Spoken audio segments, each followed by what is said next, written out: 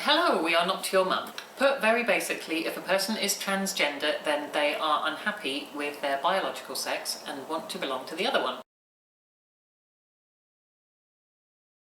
My name's Jaden. I was born female and now I'm a dude, #man. Also, some transgender, or trans as it is also known, people don't want to be classified as male or female. They're just kind of themselves. Being trans doesn't define me for what I was, but who I was. I'm thankful that 14 years down the line, I can now honestly say with confidence that I am female, I am a woman, but most importantly, I'm Leah. Some trans people may have the feeling of not fitting in when they're very young. Maybe they don't want to play with the same toys or do the same things that their friends want to do, or that their parents expect them to do. Others realise they feel uncomfortable with their biological sex when they hit puberty, and sometimes even when they're older than that. Many, although not all, trans people hate their body for not matching their gender, and this is called gender dysphoria. And many, although not all, people with gender dysphoria go on to take hormones or have surgery to make their body match their gender. I knew since I was 7 years old that I wanted to be a guy, but never knew you could have a sex change. When I was 11 years old, I hit puberty as a girl, and I didn't like my body the way it was becoming even more.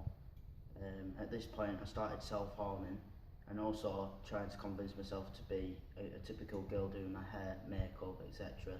and it just didn't work out. Some trans people decide to change their name or want to be called him or her when their history suggests that it should be the opposite. This can feel weird if you're used to calling somebody him and then they're a her, but all you have to do really is accept it. It would be rude not to. If someone called, say, Harry would rather be called Rihanna, then we call them Rihanna. It's as simple as that. I would say being transgender is a lot harder than someone who was born in the right body, because you consistently have to prove yourself to doctors, psychiatrists, your friends, and basically going through day-to-day life. You've got to constantly prove yourself to people. Society's outlook on trans, as with anything that's not seen as the norm, can lead to negativity. However, I look at it as that I'm not being questioned because of my trans history, but like I say, because I do not conform to what society and the world in general sees as normal. It's been 7 years of me transitioning. I'm now on testosterone and recently had my top surgery. Being trans to me is basically someone who's trapped in the wrong body when we were born. I think people should be more understanding towards trans people as it is becoming more out there. Basically, it's a highly personal journey. As with everything else in life, everybody is different.